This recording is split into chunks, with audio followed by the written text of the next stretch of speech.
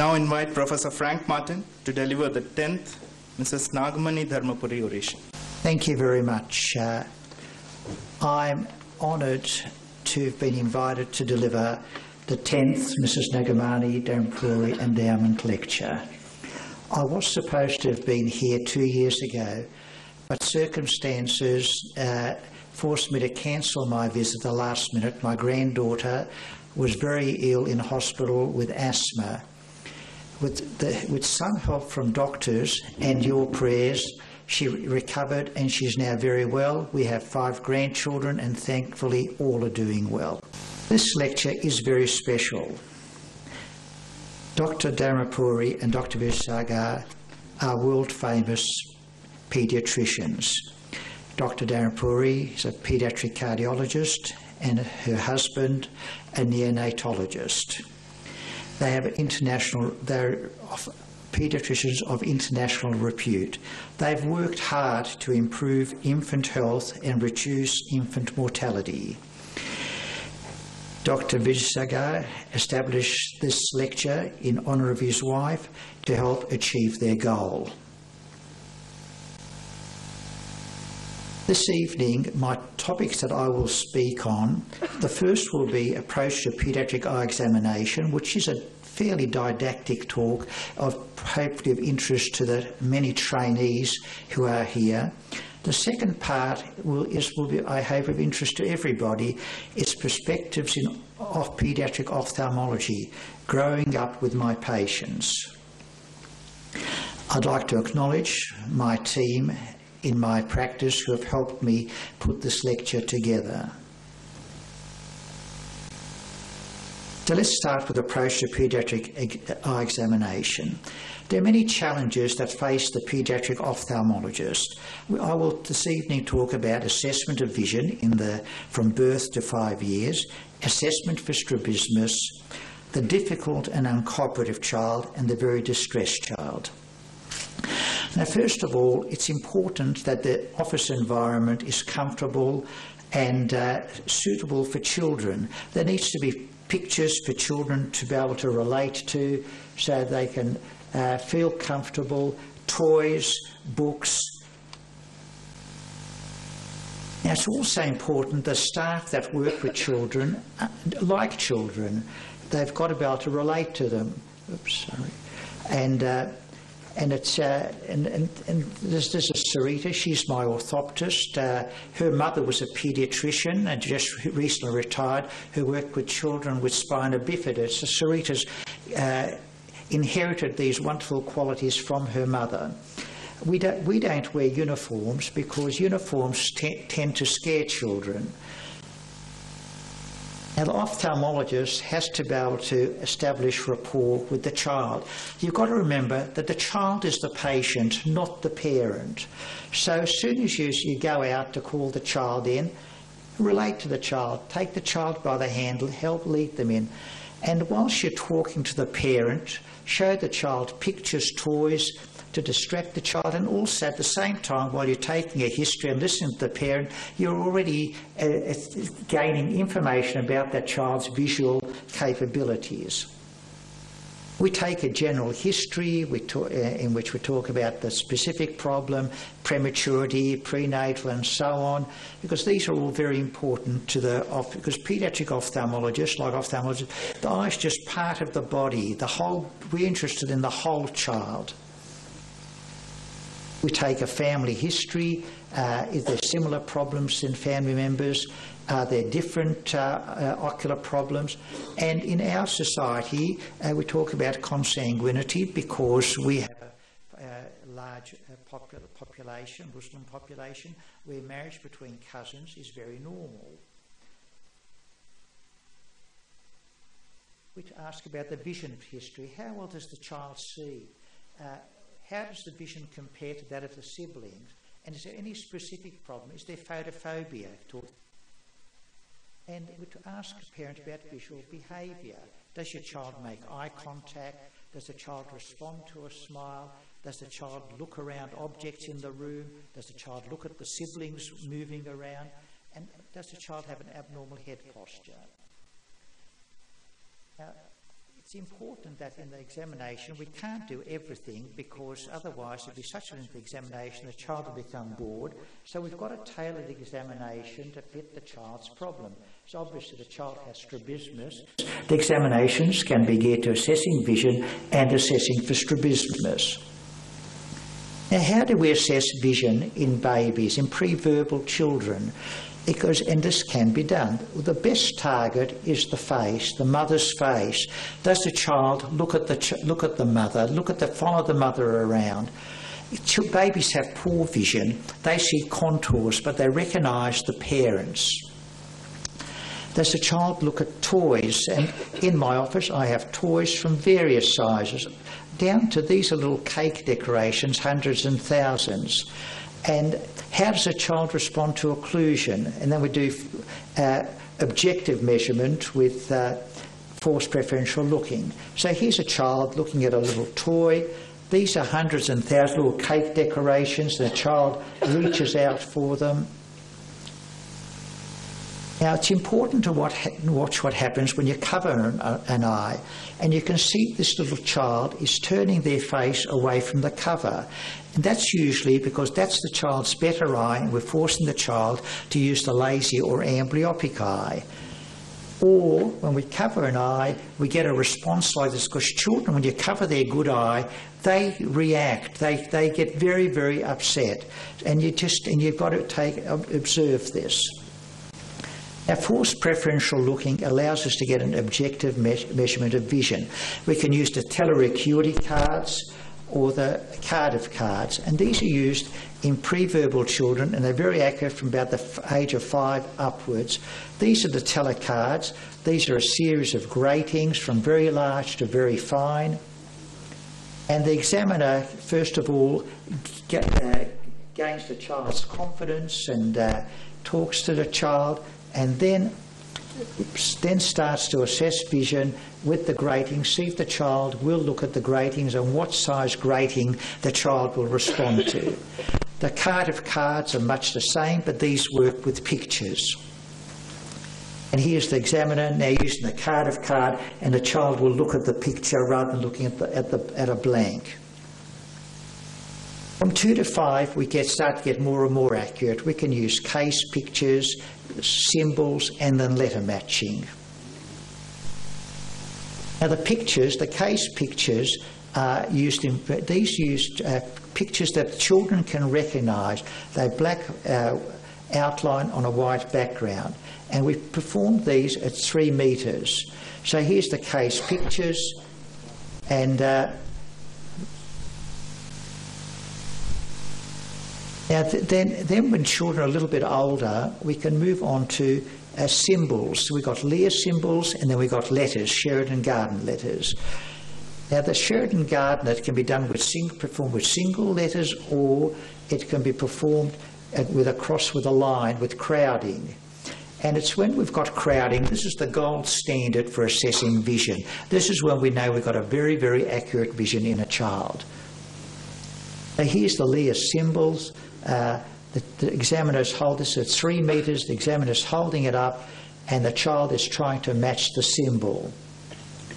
It can also, and then we go to the Sheridan Gardner test. This is the single letter test, and the examiner points to it and the child tries to match. And then we've got the linear test, which, as I said, is the gold standard, and we use the Snellen chart. We can do this at 3 metres or 6. Some children, if you go beyond 3 metres, the child loses interest in you. This is why 6 metres. So this is why we work at 3 metres rather than 3 metres rather than 6 metres. So here's the examiner performing this test at 6 metres, pointing, and the child matching. So we can assess vision very accurately in children from birth right upwards, and when they know their letters, then they read the Snellen chart. Now, assessing for strabismus, you start with in the waiting room, because that might be the best chance you could look at the child in the waiting room, because as soon as they come into your office, they become totally uncooperative. And we've got to use fixation targets at near and at distance. And it's important that you have a distance target, because some forms of some strabismus, particularly exotropias, don't show up at near, only show up when you take a child to a window or get them to look far across the waiting room.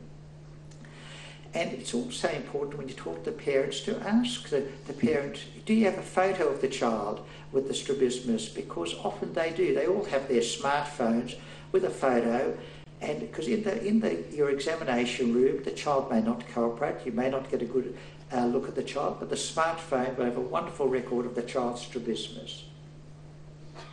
So here we are. How do we assess? Well, we start off with a corneal light reflection.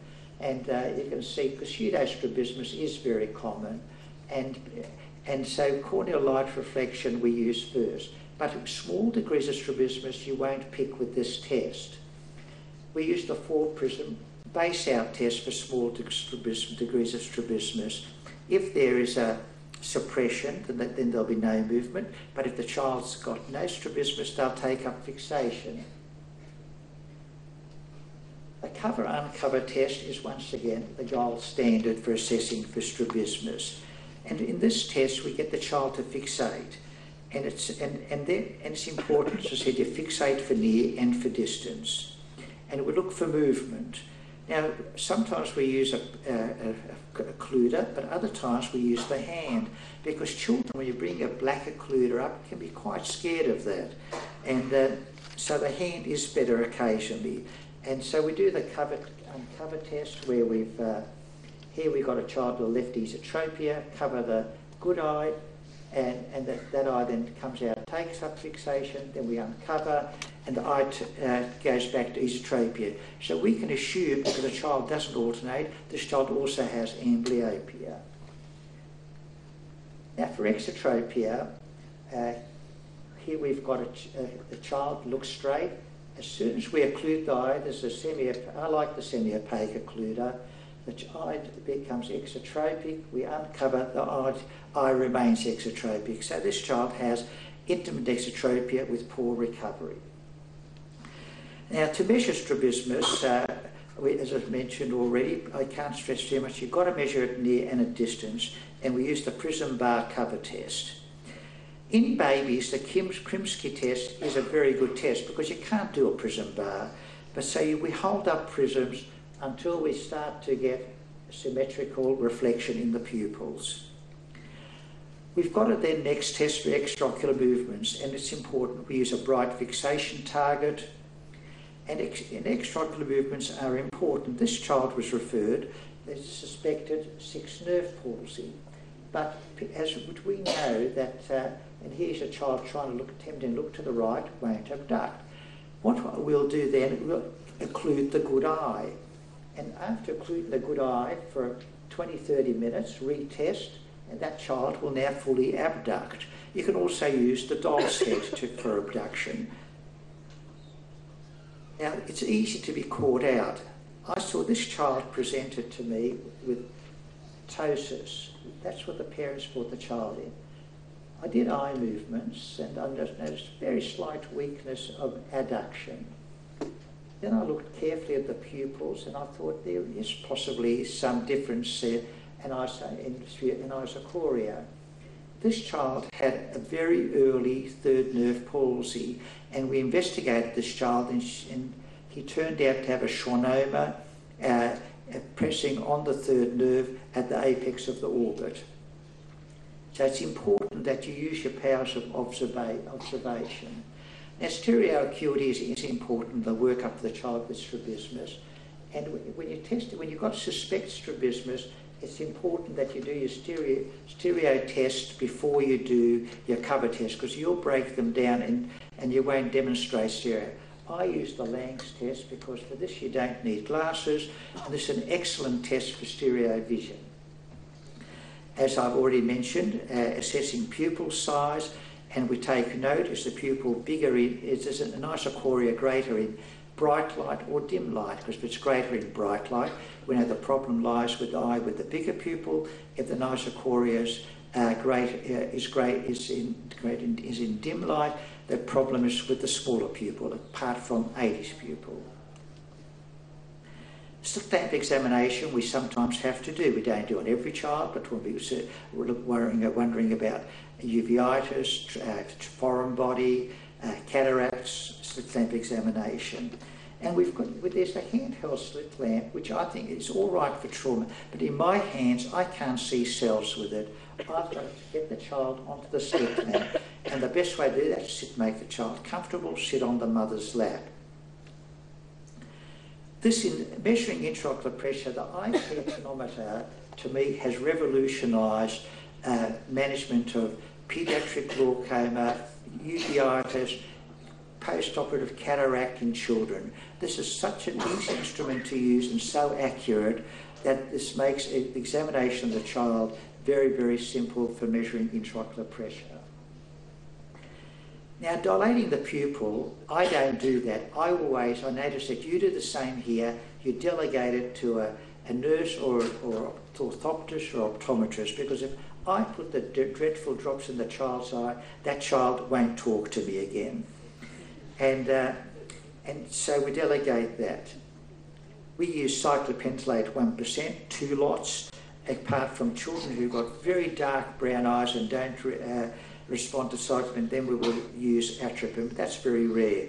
And sometimes I add phenylephrine 2.5%.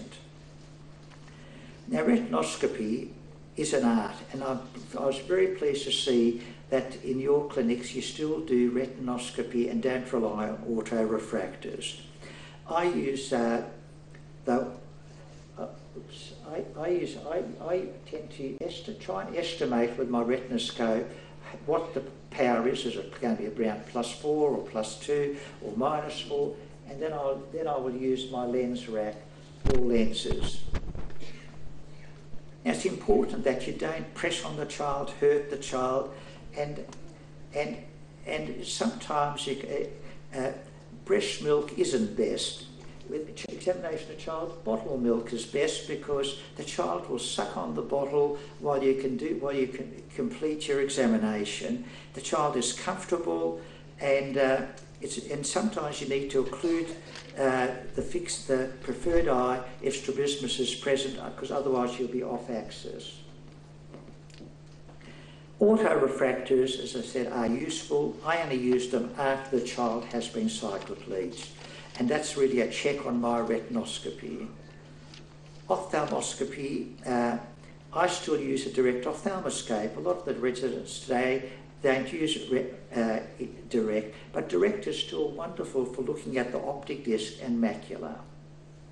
We use the indirect ophthalmoscope and plus the 60D and 78 lens using slit lamp biomicroscopy. Now, what about the child who's difficult to examine? Why? Sometimes it's a language barrier. Sometimes the child's hungry, tired, bored, malingering, or we see a lot of children with behavioural problems. But it's important that we still spend time examining this child. Then you've got children who are impossible to examine. With these children, we'll repeat the examination. Sometimes we need to use sedation. It's important that no child leaves your clinic till you've had a look at the retina, because you never know when there's a retinoblastoma lurking in that eye. Then we've got children who are very upset, a child who's had an injury. It's important that the family are upset, and it's important to not only calm the child, but you calm the family. Don't use force. Ask one of the nurses or optometrists or orthoptists to put in a drop of local anaesthesia if you suspect, and then have a look at the child, and then put in fluorescein. But don't use force to try and, because if you use force on children, they won't respond to you. So remember, relate to the child and the parents. Observe the child's visual responses during history taking. Be quick and accurate with retinoscopy. Don't start with +0.25, +0.5. Estimate the error. In the impossible to examine child, you may need to arrange an examination under anaesthesia. Eye examination of the preschool child requires skill on the part of the ophthalmologist. And remember that the child is unable to tell you what is wrong, and always keep in mind the possibility of underlying pathology. Well, let's now go on to what I think is a more interesting part of my endowment lecture, Perspectives in Pediatric Ophthalmology, growing up with my patients. As a paediatric ophthalmologist, you start often with patients as babies and you follow them and follow them. Some go off and then you start to see their children as patients. Now, paediatric ophthalmology is the oldest ophthalmic subspecialty. It's a horizontal subspecialty in that I'll show you need to know not only about strabismus and vision, but you've got to know about the front of the eye, the lens, the retina, the optic nerve, the brain, the systemic diseases. It's all part of paediatric ophthalmology. Frank Kostenbader is regarded as the first paediatric ophthalmologist. He worked in Washington. His first trainee was Marshall Parks, who was a great man, and he's the father of paediatric ophthalmology. Now, paediatric ophthalmology is a rewarding career. By that I don't mean you'll be going out to buy your Ferrari, because you won't as a paediatric ophthalmologist. You're more likely to be driving a little Fiat, but you'll be innovative. You'll be able to park in spaces that nobody else can park, or you'll be riding a bicycle.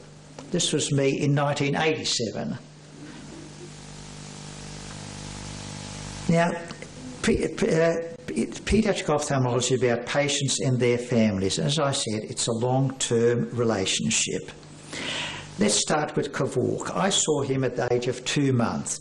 He presented with nystagmus. I found him to be highly myopic. He had a left esotropia with prescribed glasses. I continued to see Kevork. At the age of 2, he underwent surgery for his esotropia. I continued to see him initially 6 monthly, then yearly, and then at the age of 23 he came in with his little baby, seeing as the baby had myopic. He works as a photographer. He has myopic choroidal degeneration with macular involvement, but now with new medications, Avastin, there's even hope for Kevork for the future. Dean I met when I was a trainee, much like you are. I was working as a trainee in the eye clinic at the Children's Hospital in Sydney. And he was a patient of my mentor, Ruben Hertzberg. Ruben Hertzberg had operated on Dean for congenital glaucoma. He performed goniotomy. Dean came from he was brought up by his mum, single family. He has a sister. And then I saw him as a trainee, and then in 1976 he came to me as a patient. He presented with very poor vision in his right eye, 6/6 in his good eye, but a pressure of 48. And I performed an operation which many trainees wouldn't have heard of, the SHAPE procedure. This was a filtering procedure using cutting and cautery. It was devised by Dr. Harold Shea in Philadelphia. And with that operation, his pressure has been maintained. His right cornea has deteriorated. It's edematous. He's got bullous keratopathy. I still see Dean. He's gone through a traumatic time. With his mother developing cancer and dying of cancer. His marriage split up. He shares all these issues with me. He has 2 children. They live 500 kilometres from where he is. He works as a photographer, and he's a very fine individual. Michael is another glaucoma patient of mine. I saw him at 4 weeks. He presented with bilateral ophthalmos. He was diagnosed congenital glaucoma. He underwent bilateral trabeculotomy. For a long time we had good pressure control. He's myopic because of his big eyes, -10s. But then his pressure in 3 years ago, 2.5, went out of control. And he started to lose vision and field of vision. He was going through a very traumatic time in his life, conflict with his father, with his brother. I told him he needs surgery. We got him into hospital. Then I got called in urgently because he wanted to discharge himself. One of my colleagues, John Grigg, eventually we allowed John Grigg to perform surgery on him. Now Michael is now over his personal traumas. He's studying psychology and business.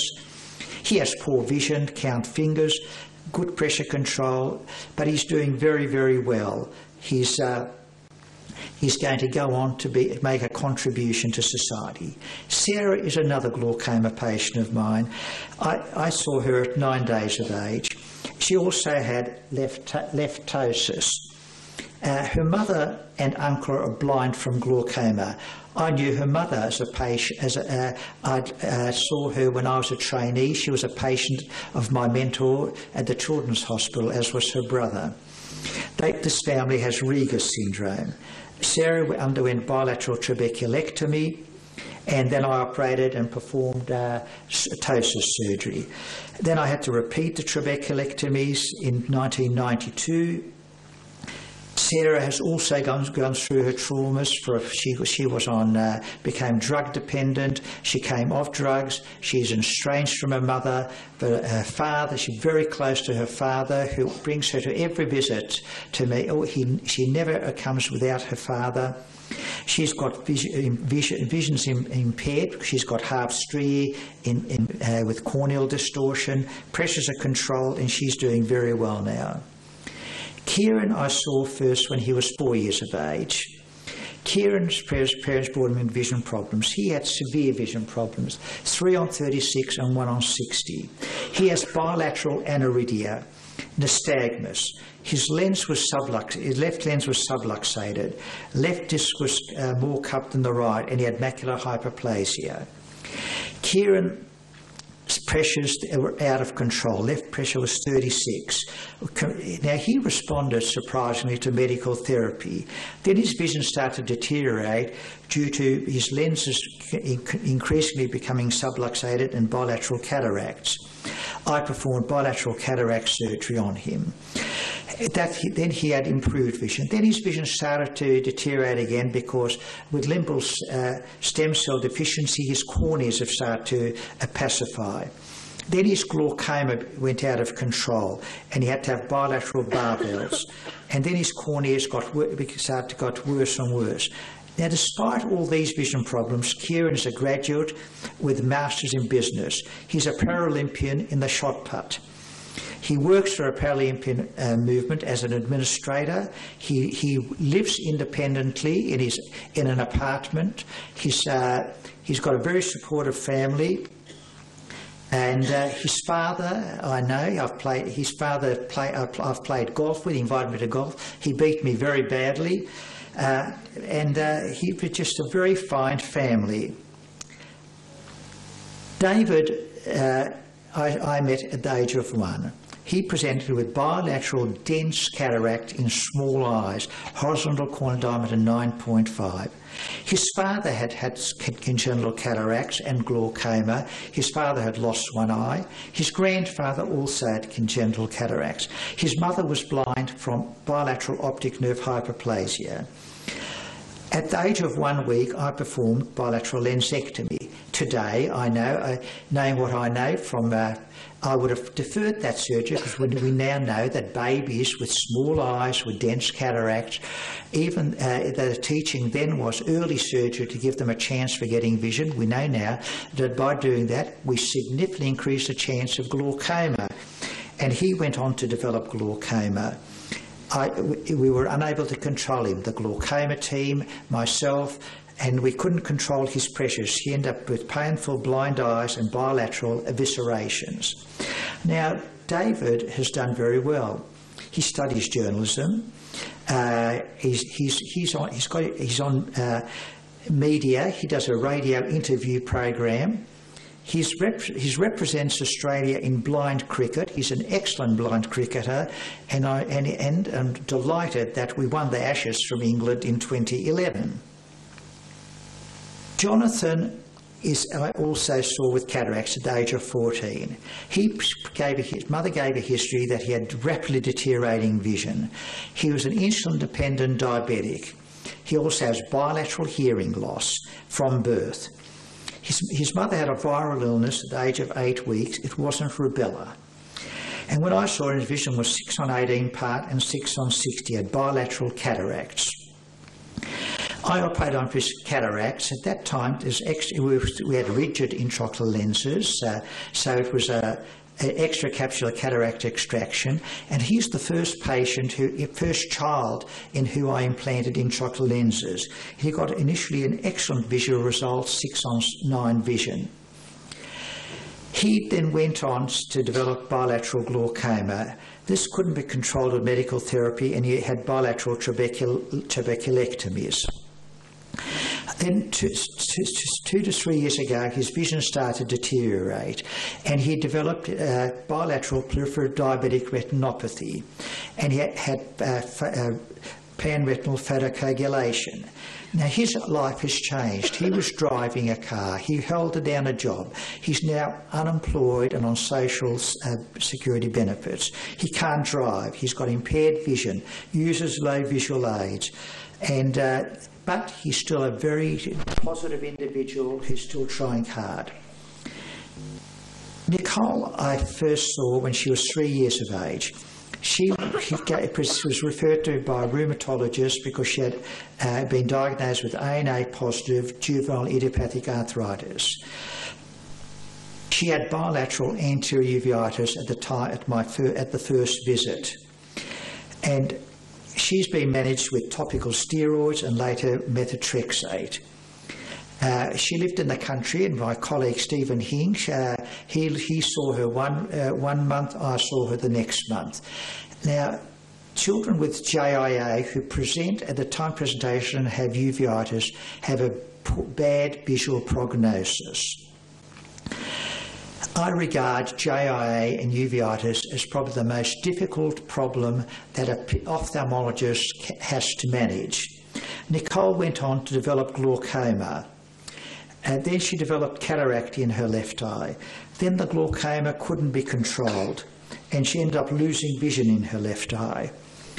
Her uveitis from 2003 has been inactive. Her left eye is blind and edematous. She developed severe pain and underwent a Gunderson flap. Now, Nicole is still doing well. She's a primary school teacher. She's got good vision in her right eye. She has a very unsightly left eye. She's got a partner and is regarded by her pupils as a very, very good teacher. George is another patient with JIA.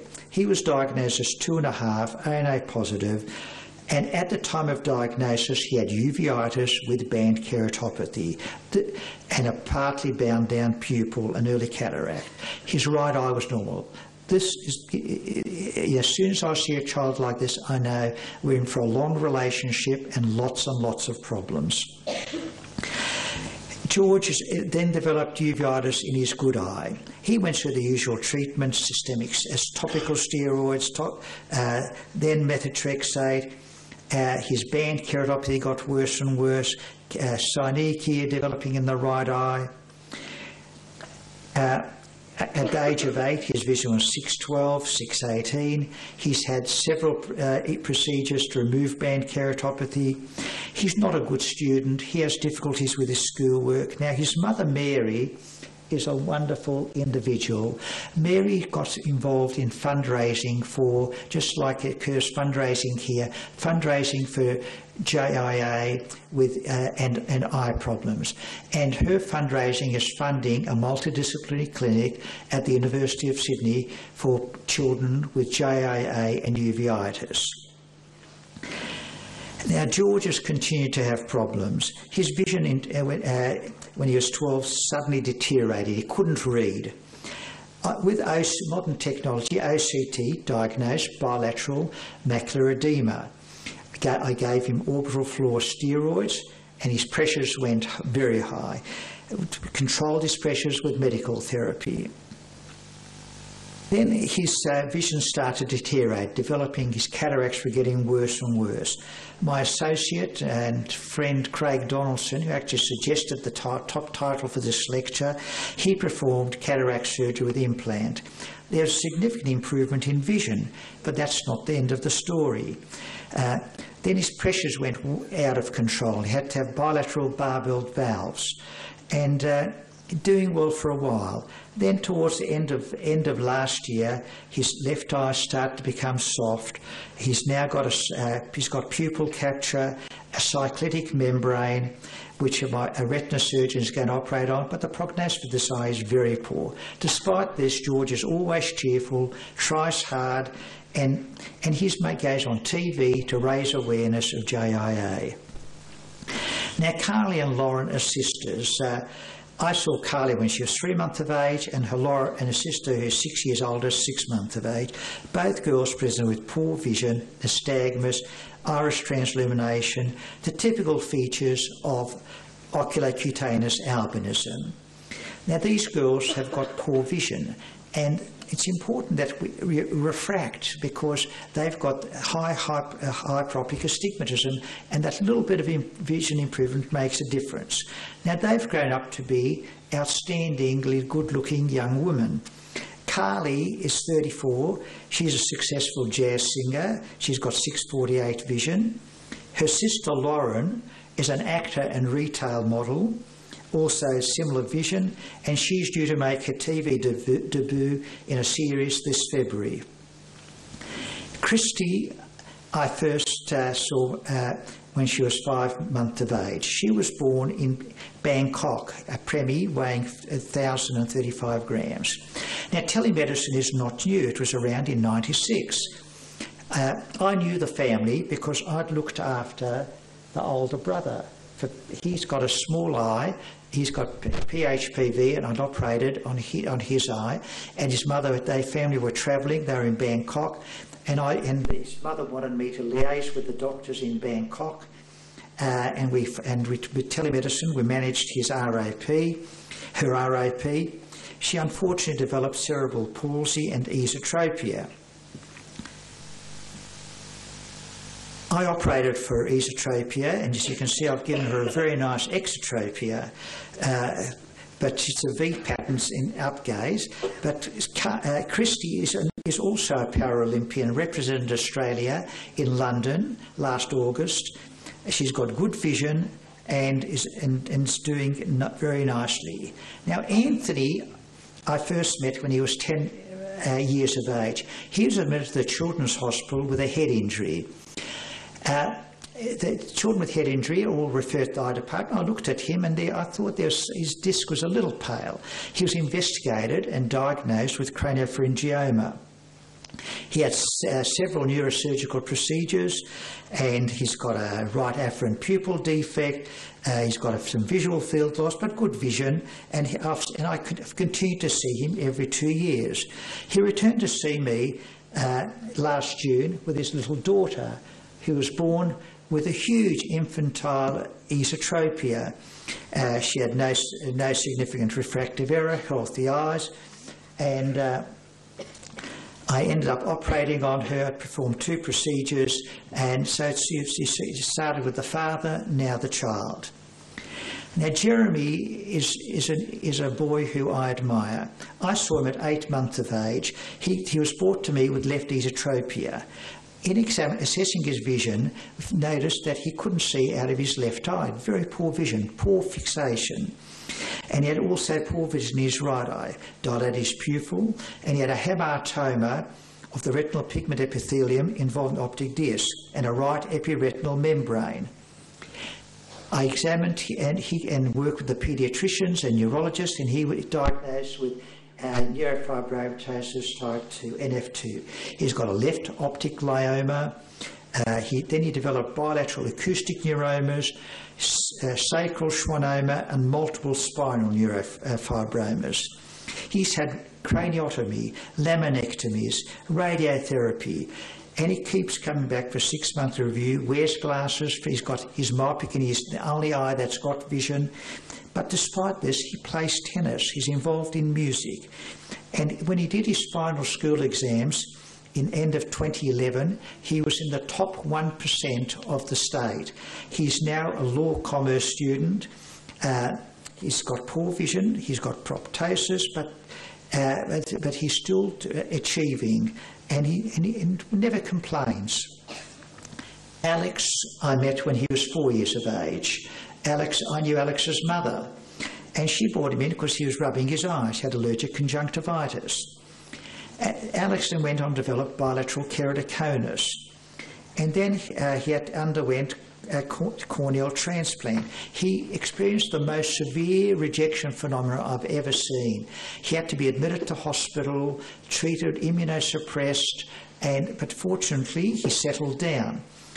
Then we consulted with another corneal surgeon who said, the reason that he had a rejection was the first corneal surgeon had used interrupted sutures.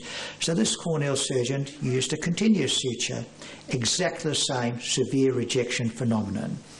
Now, he once again came out of this. He's now a law graduate, he's completing his PhD, his left corneal graft has failed, and he's gone into a repeat transplant, and interestingly enough, no rejection whatsoever.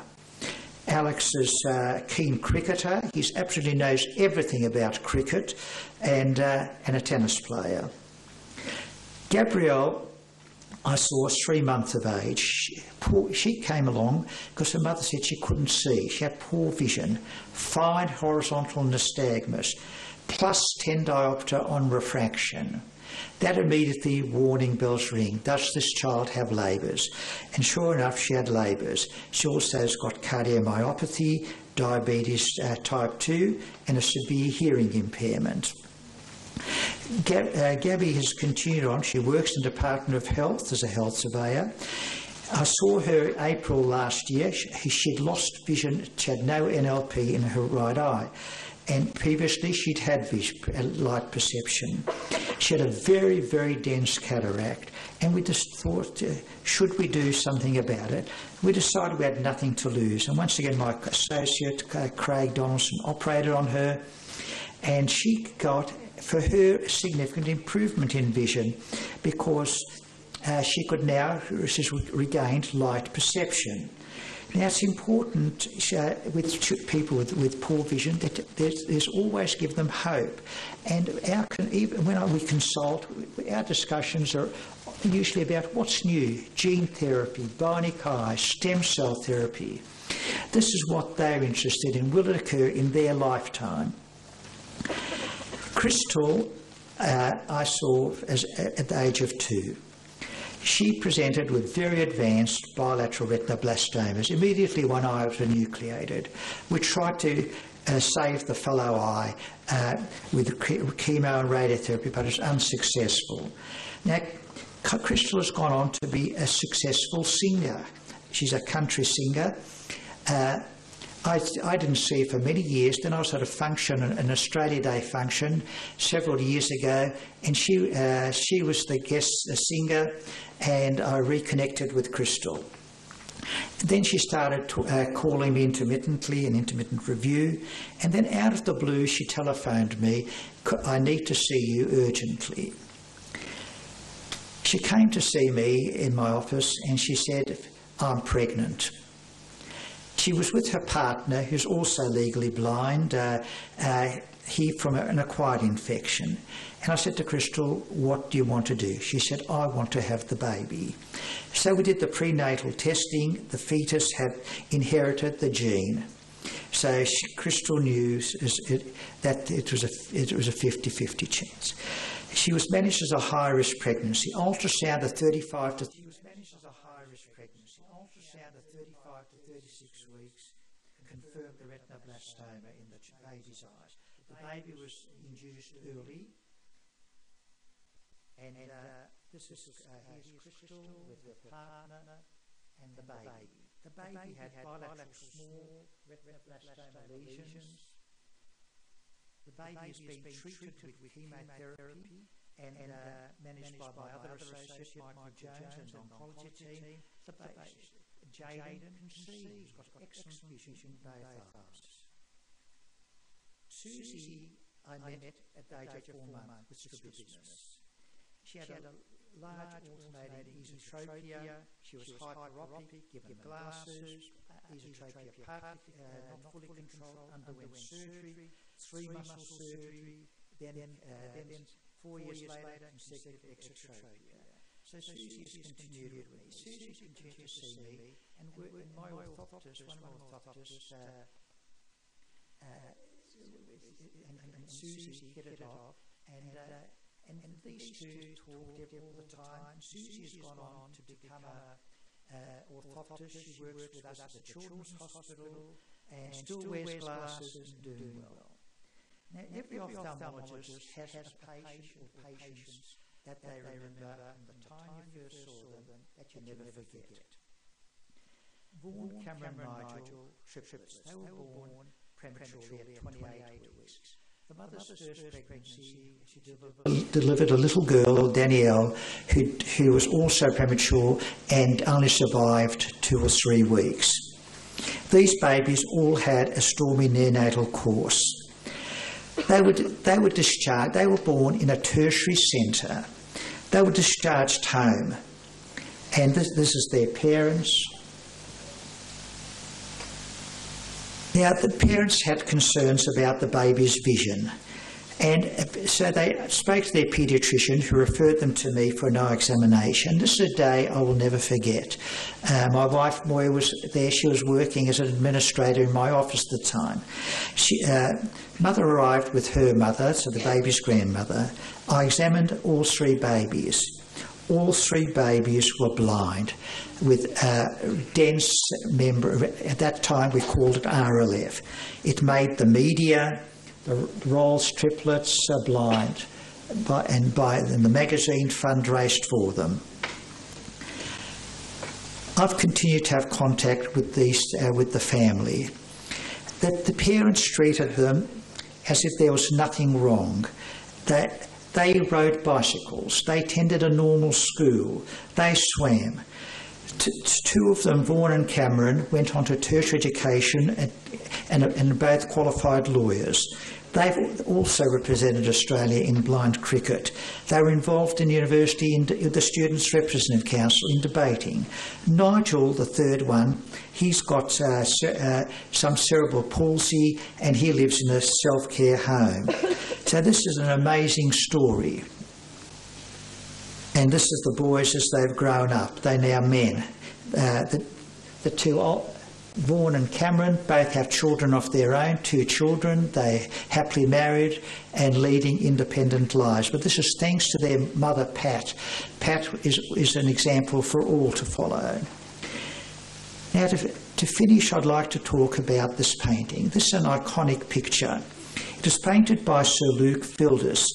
It was commissioned by Tate, who was a philanthropist who made his money out of sugar in Jamaica, and this picture has hung continuously in the Tate Gallery in London. It depicts a sick child, the focus. The paediatrician, that's where the focus is. There's the father standing in the background, and the mother who's obviously anguished. And this is what medicine is about, paediatric ophthalmology, paediatrics. It's not about us. It's about what can we do for our patients. And I haven't met the Dharmapuris, but I can just imagine what I've read about them, that this is the type of paediatricians they are. And this is the type of ophthalmologists that your senior colleagues here at the Institute, led by the example of Dr. Badranath, that you're all caring doctors, and I'm sure training here, you'll all go out and care about everybody and treat everybody equally, whether they're rich or poor, because that's what medicine is about. Thank you.